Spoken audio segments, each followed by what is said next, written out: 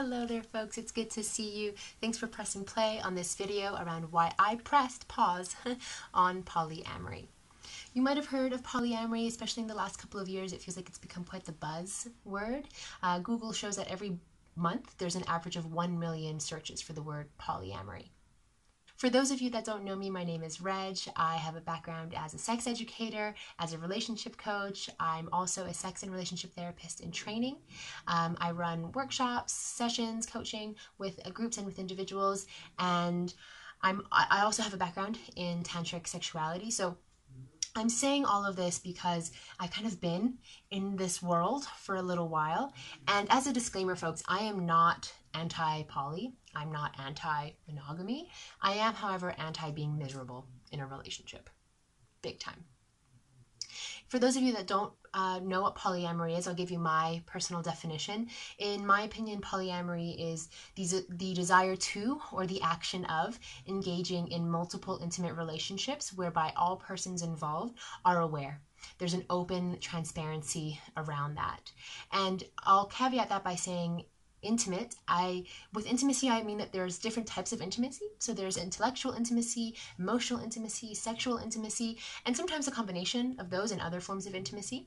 And also I'll say the fact that I say the desire to and or action of, because I do really believe that a person can be polyamorous, can have those desires and not act on them, and it's still very much valid as a feeling and as an emotion and as a thought and as a way of being. So I just want to share that with you and talk to you a little bit more now about why I decided to press pause. So I've always sort of thought, I don't know if monogamy is for me, and I'll do another video that speaks to that exploration and how I came to that conclusion.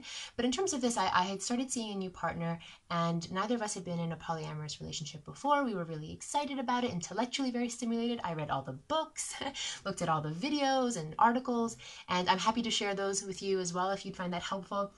And we were really open and really excited and completely clueless at the same time. We had no experience being in that space.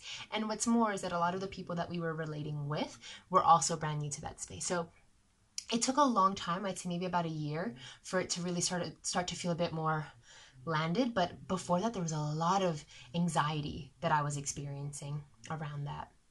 And that brings me to my second point, is around the emotionality component of it. I did not emotionally have the bandwidth to be in that sort of space. You know, at that time I was going through a lot of changes at work. I had 2 bereavements that I was processing that were really hard for me.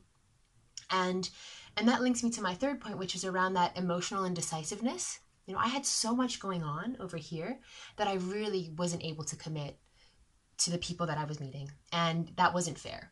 You know, in a lot of ways, I felt like I was more committed to exploring poly and being in poly groups and being in that space versus actually committing to the relationships that I was looking to build.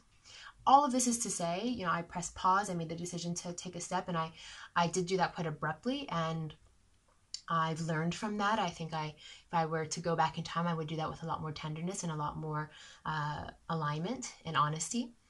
And I've learned and I've uncovered the fact that there is definitely another way of relating. And I see relationships like an accordion, you know, the musical instrument, where there are opportunities to open and to expand and to come closer.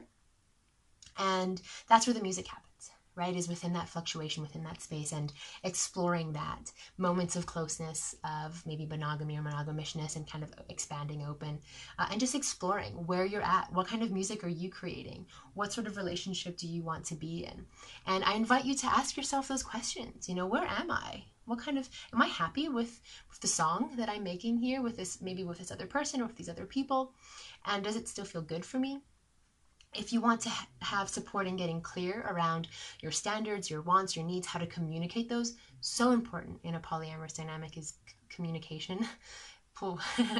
And I would invite you to type poly in the comments box below if you're interested, if you're curious, if you'd like to chat a little bit more. I'd love to see if I can support you in that journey of exploration, and I really, really appreciate you listening and tuning in to this video.